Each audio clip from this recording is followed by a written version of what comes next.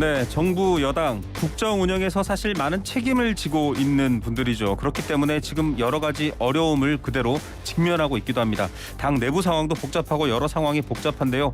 어떻게 풀어나가야 할지 각 이슈에 대해서 좀 얘기를 들어보는 시간 마련했습니다. 국민의힘 최형두 의원 전화로 연결해서 만나봅니다. 의원님 안녕하십니까? 네, 안녕하십니까? 예, 방금 전 11시 10분에 한동훈 법무장관이 일단 8.15 사면 발표했습니다. 민생, 경제 네 글자 강조한 게 좀 그대로 드러난 것 같아요. 어떻게 평가하십니까? 네, 지금 국내외적으로 정말 어렵지 않습니까? 네. 또 전 세계적으로 어렵습니다. 이런 상황에서 지금 제일 중요한 것이 경제와 민생이죠. 특히 전 세계적으로 경제의 불안과 변동성, 이 세계 공급망도 지금 혼란스럽고 네. 또 재편되는 주제지 않습니까? 그런 상황에서 역시 가장 중요한 광복절 사면의 가장 핵심은 민생과 경제다라는 이런 데 방점이 주어진 것 같고요. 네네. 그런 의미에서 지금 우리 경제인들 네. 사면 중심으로 이제 된 것 같습니다. 예. 정치적인 것도 역시 중요한데 네. 대통령이 이제 통합을 위해서 여야의 여러 정치인들의 사면을 검토했던 것으로 알고 있습니다. 네네. 알고 있는데 지금 국민적인 이제 동의가 또 더 있어야 되고 네. 또 무엇보다 지금 시급한 경제 상황을 먼저 감안해서 네.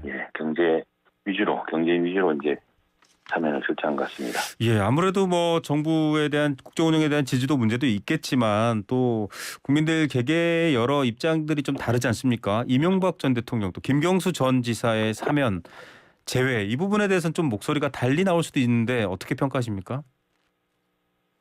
솔직히 제가 지금 지역구에 내려오는 사이에 네네. 발표가 있었는데 지금 정확히 사면 범위가 정치도 포함됐습니까? 정치인은 아예 포함하지 않았습니다. 아, 예, 네. 예. 그렇죠. 조금 전 말씀이 예측대로 정치인이 포함된 됐습니다. 듯이 말씀하셔서 네. 예, 예. 그 부분에 대해서는 여야 모두에서 이제 바라는 바들이 있었고 네. 특히 이명박 전 대통령의 경우에는 고령인데다가 상당 기간 또 역대 대통령들이 수감 기간을 고려하더라도 네네. 굉장히 긴 시간 동안 수감을 했습니다. 그런데 어제 이재호 전 장관이 이제 이명박 전 대통령과 통화 내용을 소개한 적이 있습니다만 이명박 전 대통령은 대통령으로서 국정을 운영해야 되는 큰 생각이 네. 있을 테고 그러니 그렇죠. 너무 크게 기대하거나 서운해하지 마라라고 하셨다고 하니까 그런 점들을 여러 가지 좀 감안해야 될 것 같습니다. 예. 김경수 전 경남지사에 대해서도 그 지지자들이라든가 야당에서는 바람이 있었을 텐데 네네. 역시도 또 반발도 적지 않아서 그런 고심이 있었던 것 같습니다. 지역구 네. 쪽에 가셨다고 하는데 김경수 지사 관련해서는 얘기를 좀 많이 들으실 수 있는 기회가 있지 않나요? 어떻습니까? 그 경남지사 중에서 일어난 일이기도 하고 그 때문에 사실 경남지사에 이제 집중하지 못한 측면이 있어서 네네. 그 문제는 중앙정치권 느끼는 문제랑 좀 다릅니다. 예, 여기서는, 지역에서는 예, 다르군요. 김영우 의원도 이명박 전 대통령과 김경수 지사를 패키지로 묶을 일이 아니다. 좀 강력하게 얘기하면서 어쨌든 연말 안에는 사면을 해야 된다라는 입장인데 의원님께서는 어떻게 생각하십니까? 그 사면에 대한 것도 국민적 이전에 문재인 대통령 늘 하시는 말씀이 네네. 국민적 공감이라는 이야기 하지 않았습니까? 그런데 사실은 사면은 대통령에게 온전 특별한 권한이기 때문에 그렇죠. 그 문제는 정치적으로 어떤 시기에 국민 통합을 위해서 결단하실 때가 있을 거라고 생각을 합니다. 그런데 지금은 경제와 민생이 너무 어렵고 또 110 몇 년 만에 이 폭우가 쏟아져서 수도권이 아주 큰 이제 재난 속에 빠진 상황이기 때문에 그런 점들도 감안하지 않았을까 싶습니다. 네. 자, 지금 비 피해가 수도권에 일단 컸고 남쪽으로도 아직 많이 오고 있는데 의원님 지역구 쪽에는 피해는 없나요? 괜찮으신가요? 네, 이 폭염이 지속되었고요. 예, 이게 우리나라도 그 작은 한반도지만은 그 중부권, 다르죠. 네. 남부권 따라서 많이 다르고 그렇습니다. 네. 알겠습니다. 그 김성원 의원이 이제 주호영 비대위 체제 첫 번째 이제 수해 복구 지원 활동을 나갔다가 사진 잘 나오게 비 좀 왔으면 좋겠다 이런 발언을 해서 지금 문매를 좀 막고 있습니다. 여권 내부에서도 쓴소리 많이 하는데 의원님 어떻게 평가하십니까? 예, 입이 100개라도 할 말이 없고요. 정말 김성원 의원도 본인도 사과하고 네네. 또 그 국회직을 모두 내려놓겠다고 했고요. 네네, 직책을. 그리고 또 이제 정말 이제는 소리 없이 묵묵하게 봉사하겠다고 했지만 참 집권 여당 의원으로서의 책임이 참 무겁습니다. 네, 맞습니다.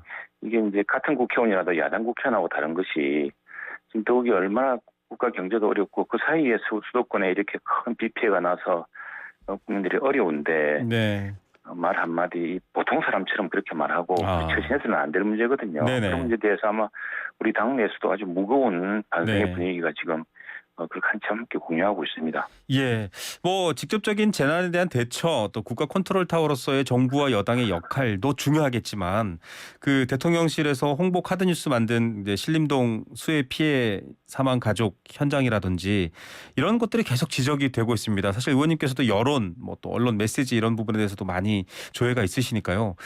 이게 좀 왜 이런 문제가 생긴다라고 저희가 이해하면 될까요? 그 국민의 현장, 그것이 이제 또 반지하 공간에 일어난 현장에 대통령이 가셨고 대통령이 네. 접근할 수 있는 범위가 거기까지였기 때문에 이제 그 네. 장면이 아마 그 여러 그 사진에 대해서 여러 가지 이제 반응이 있었을 겁니다. 반응이 네. 있어서 그걸 이제 대통령의 그 일정에 관한 사진으로 사용했던 것 같은데 네네. 뭐 역시 또 대통령실에서 또 국민들이 달리 그것을 문제를 그 참사 현장을 대통령이 바라다보는 모습을 보이는 것 자체가 네. 바람직하지 않다 또 이런 게 있어서 네네. 그 대통령실에서 급히 그렇게 결정한 것 같습니다. 중요한 것은 대통령이 이런 참사의 현장에 또 네네. 재난의 현장에 항상 네네. 가까이 가려고 하고 또 그런 속에서 이 재난과 참사를 미연에 방지하고 재난 참사의 대비와 그 후속 조치에 만전을 기하겠다는 그런 정부 차원의 의지 이런 것들이 또 더 중요해진다고 하겠습니다. 그리고 이번에 사실 기후재앙적 성격이 있다고 하지 않았습니까? 네네. 그래서 이런 차원에서 좀 더 정부 차원에서도 이제 이게 110년 만에 이번엔 115년 만이었지만 네네. 내년에는 또 다른 또 어떤 일이 있을지 모르고 하니까 네. 좀 더 철저한 대비 특히 11년 전에 비슷한 상황이 있어서 대심도에 아주 깊이 그 네. 저류시설을 파서 그 물을 저장하고 물이 흐르도록 하겠다는 논의가 있었는데 네네. 지난 10년 사이에 그 논의가 실종되면서 그 예산이 집행되지 않았거든요. 네. 그래서 그때 같이 추진했던 중에 양천구 쪽은 그게 집행이 되어서 이번에 그렇죠. 수재 피해가 적은데 똑같은 아스팔트에 이런 그 대규모 대형 건물들이 밀집되어 있는 도시는 한가운데 강남 지역이 특히 피해가 컸던 것은 네. 똑같이 설계될 될 대심도 그 저류조 이것들이 10여 년 전에 논의되고 예산까지 잡혔었는데 그 뒤에 그 경각심이 줄어들면서 지난 정부 또 지난 시장 사이에 그 일이 그냥 백지화됐던 것들이 네. 지금 다시 큰 재앙을 불렀거든요. 그런 네네. 것들을 정부 차원에서 이제는 좀 본격적으로 검토하고 네. 대비하는 게 더 중요할 것 같습니다. 예, 맞습니다. 그 대통령께서도 이제 근본적 대책을 세워라. 다시는 이런 네. 일이 발생하지 않게 얘기했는데 그 반지하나 이런 주거 지역에서 사실 좀 피해와 극심한 피해를 입으신 분들, 뭐 사망에까지 이르신 분들이 많이 나왔습니다. 이게 지금 갑자기 반지하 다 없애겠다 또 이렇게 나오면서 또 다른 반발이 나오고 있는데 이런 부분도 좀 정치권에서 네. 관심 가져주셔야 될 것 같아요. 그 부분을 이제 지금 정부 정책 중에 나온 것 중 하나는 그래서 반지하에 사시는 분이 다른 주택 상황으로 옮길 수 있도록 그런 네. 지원을 해준다고 하고 네.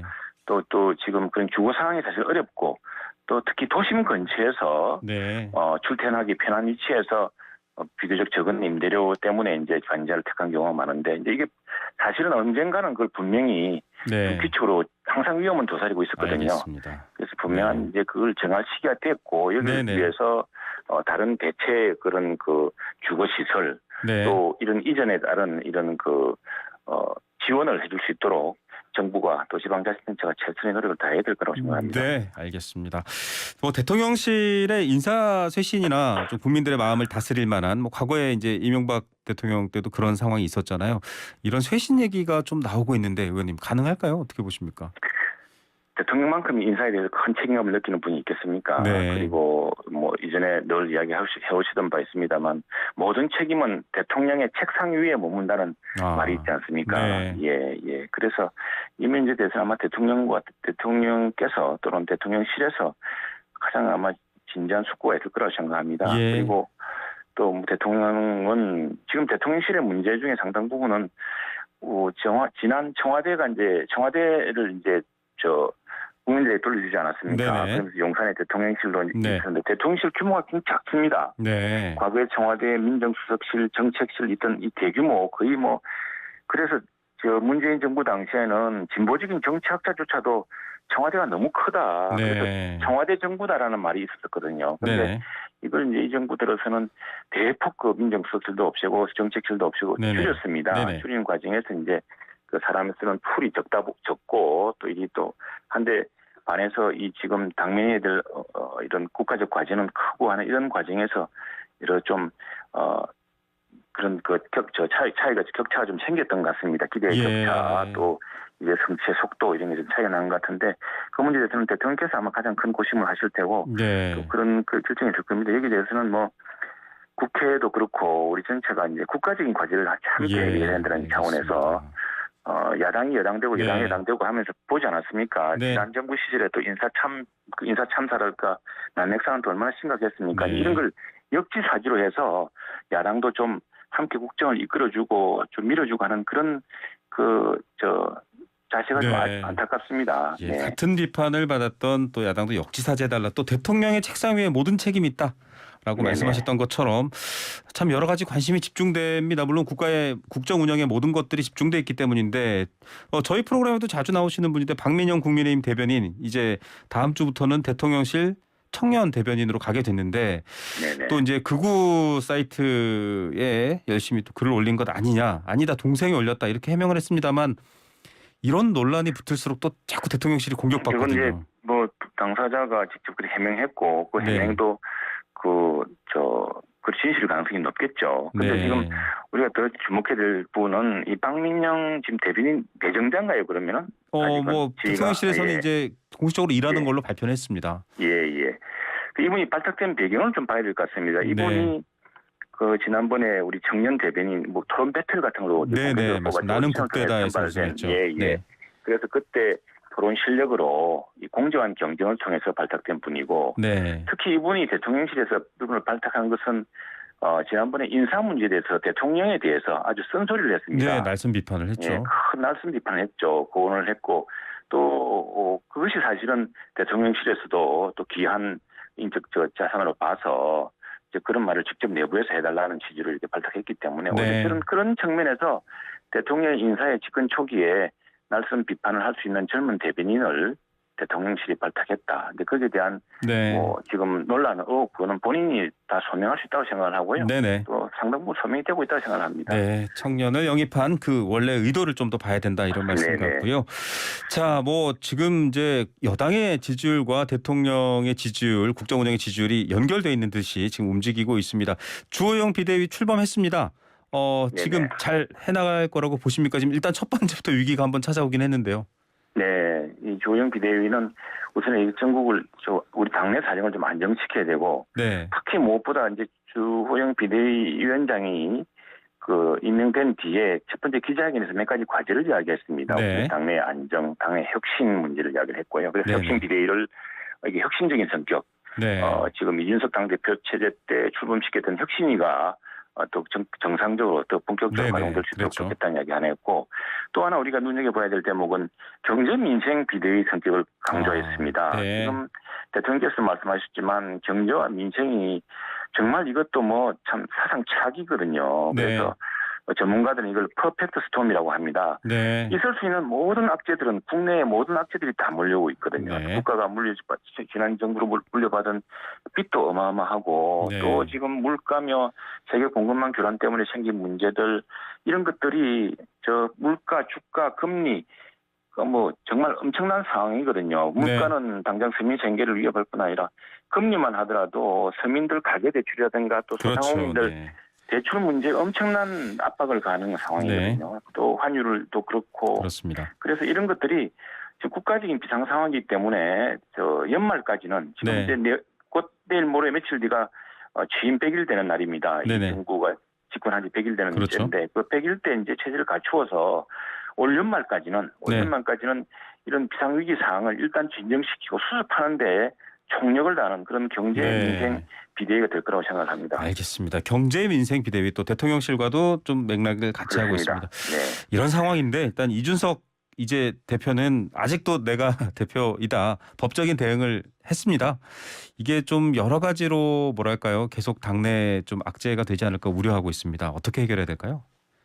많은 이제 중진들 그리고 젊은 시민들도 이제는 전 당대표죠. 당대표가 이걸 법률적으로 따질 문제가 아니거든요. 이렇게 집권 3개월밖에 안 된 여당이 내홍에 빠진 원인 그 과정 물론 이게 뭐 선후 원인이 따로 있고 하겠습니다만 결국 물리학에 우리 이준석 전 대표도 잘 아는 물리학의 제1법칙은 작용 반작용 아니겠습니까? 그러니까 상호 다 책임이 있는 것이거든요. 그런 것이고 또 하나는 어쨌든 당대표, 보수정당의 가장 젊었던 유망했던 당대표가 지금 이 체제에서 일어난 일이고 이것들이 당이 결국에는 다시 이 위기에서 특히나 이제 이게 지금 그런 법률적 문제로만 다투기에는 너무 국가적인 민생 경제 상황이 심각하거든요. 네. 심각하고 이런 상황을 봐서 좀 큰 틀에 정치란 것은 법률적인 해석으로 되는 게 아니지 않습니까? 네. 만약 그렇게 한다면 뭐 정치 영역 선출직이 다 필요가 없겠죠. 그 정치 지도자들은 네. 이준석 대표도 한 당사자 보수 정당의 가장 젊었던 지도자였던 그런 책임을 가지고서 이 문제를 정치적으로 보다 큰 정치로 풀어주기를 저희 많은 당내 인사들이 기대하고 있습니다. 예. 근데 여론조사를 해봤더니 또 이준석 대표의 손을 들어줘야 된다가 46%, 그렇지 않아야 된다가 34% 이 정도가 나옵니다. 이게 11일 여론조사 전문업체 리얼미터가 미디어 트리뷴에 의뢰로 10일 전국 성인 508명 대상으로 조사한 겁니다. 자세한 내용은 중앙선거 여론조사 심의위원 홈페이지 참조하시면 되는데 이런 여론도 좀 당내 부담 느끼시는 분들은 없으신가요? 그게 법률적인 해석을 하고 법률적인 논박을 벌이면은 네. 계속 그런 찬반 양론이 팽팽하게 맞을 수밖에 없습니다. 그러나 지금 이왕 비상 상황은 맞지 않습니까? 집권 3개월 만에 여당이 내홍에 빠졌고 또 그 여당의 내용이야 정치적으로 풀면 되죠. 사실은 뭐 이렇게 정치적 해법이 있을 텐데 그러나 정치적으로 풀 수 없는 경제 민생에 큰 어려움이 사실이 있기 때문에 지금 그런 법률적인 그 절차 문제, 이 문제에 매몰되어 있기에는 우리나라 사정도 그렇고 우리 집권 여당의 지금 상황이 너무 다급합니다. 그런 점에서 큰 정치를 우리 중진들도 이제 역할을 할 것으로 생각을 하고요. 또 알겠습니다. 내일 기자회견 예정돼 있죠. 오늘입니까? 내일입니까? 내일 13일. 예. 내일 기자회견에서도 이준석 전 당대표도 그런 큰 정치적 리더십을 보여주길 기대합니다. 법적 시시비비가 아니라 정치적 리더십 판단 이런 얘기를 강조해 주셨습니다. 의원님 끝으로 이제 한미 국회의원 간담회도 갔다 오셨는데 지금 김여정 북한 국무위원회 위원이 아주 강도롭게 뭐 코로나19를 남쪽의 삐라가 북에다가 옮겼다라는 주장을 하면서 굉장히 보복 얘기까지 하면서 세게 나오고 있는데 우리 정부가 지금 대북 전략을 좀 잘하고 있나 의문도 되는 부분이 있다 이런 얘기도 나오고 있고요. 저는 어제 사실은 북한 우리 전문가들도 오셨고 미국 의원님들도 오셨고 그다음에 우리 여야 의원 함께 이야기했는데 저는 그 김여정의 그 말이 우리 남북 관계가 얼마나 잘못 가고 있는가를 보여주는 말이라고 생각합니다. 우리 국민들이 그 말 듣고 아마 다 기가 막혔을 겁니다. 우리가 백신 주겠다고 그렇게 노력했고 지난 정부에서는 대통령이 온갖 수모를 당해가면서 북한을 달래려고 노력하지 않았습니까? 그런데 점차 돌아오는 말 본세라든가 또 이런 정말 도둑이 오히려 가두리치는 이런 적반하장의 합법을 보면서 많은 국민들이 억장이 무너질 상황일 겁니다. 그래서 코로나 우리가 백신도 도와주겠다, 같이 대응을 하자고 해도 거절하고 외면하고 그 북한 주민들을 고통 속에 빠뜨리던 당사자가 그 책임을 무슨 근거로 특히나 어떻게 코비드-19 코로나가 어떻게 공기로 감염이 됩니까? 그게 그건 뭐 침이라든가 이런 직접적인 그 감염 경우도 그럴 뿐 아니라 이 내부의 그 와중에도 엄청난 대중 집회를 하고 중국과의 교육이 이루어지고 하는 그런 과정에서 우리도 사실은 처음에 이 코로나 확진자가 중국에서 넘어오지 않았습니까? 이런 국제적 교류 과정에서 이제 일어났던 그런 것들 또는 내부의 코로나 상황을 백신으로 대응하지 못했던 것들이 너무나 명백한데 그 책임을 그것까지도 남쪽에 물리고 하는 것들은 우리 정부가 역대 정부가 그동안 북한에 대해서 상당히 좀 잘못 이렇게 좀 이끌어오지 않았나. 북한이 적어도 하나의 규칙에 맞춰서 정말 정상적인 대화를 할 수 있는 그런 기반을 다시 좀 같이 나누어 가졌으면 좋겠다는 생각을 했습니다. 여야 간에도 많은 대화가 필요하고 아마 민주당도 많이 놀랐을 겁니다. 내부용인가 싶을 정도로 격한 말인데. 내부용이지만 그걸 가지고서 또 무슨 그 대가를 치를 것이라고 얼음장을 놓고 공갈을 치는 듯한 것은 상당히 그건 뭔가 심각한 문제가 있는 것 의원님 같습니다. 짧게 우리 정부가 어떤 대응을 해야 된다 하나만 좀 제시해 주시죠. 저는 정부가 정부 여당 여야 모두 함께 아주 왜 전투에도 보면 룰 오브 인게이지먼트가 있지 않습니까? 교전 수칙이 있듯이 외교에도 수칙이 있습니다. 딱 우리가 악수를 하면 악수를 서로 하고 말을 할 때는 말로 하고 국제적 규범에 따라서 이렇게 이제 정확한 외교를 해야 될 것 같습니다. 그냥 무조건 달래고 무조건 사정하고 해서 될 문제가 아니라는 것을 알게 되었고요. 평화를 원치 않는 국민이 누가 해주겠습니까? 평화를 워낙 이 평화를 구하기 위해서는 네. 우리가 대비도 철저해야 되고 외교적인 원칙도 알겠습니다. 그리고 외교적인 노력도 더 강화를 해야겠죠. 알겠습니다. 외교적 원칙과 규범 다시 한번 저희가 들었고요. 오늘 말씀 감사드립니다. 감사합니다. 네, 국민의힘 최영두 의원이었습니다.